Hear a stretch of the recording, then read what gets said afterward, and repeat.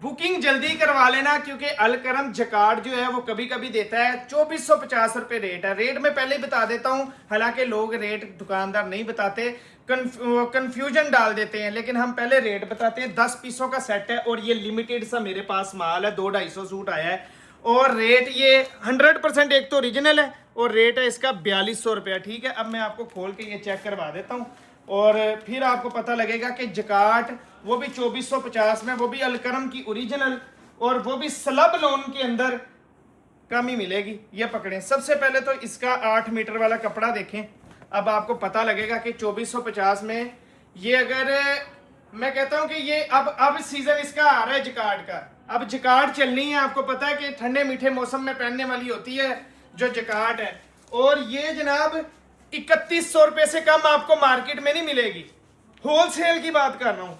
और ये जनाब ये दुपट्टा बाद में दिखाता हूँ। सबसे पहले तो ये इसका ट्राउजर 10 के 10 रंग देखेंगे ना, दिल खुश हो जाएगा, ऐसे खूबसूरत इसके कलर है। और जकार्ड जनाब ये ले, ये स्लब लोन के ऊपर, इसके ऊपर जकार्ड का इसका दुपट्टा है। ये देखें जनाब, देखें कितना बड़ा दुपट्टा है और दुपट्टे की जकार्ड देखें, जबरदस्त किस्म की जकार्ड वर्क हुआ है।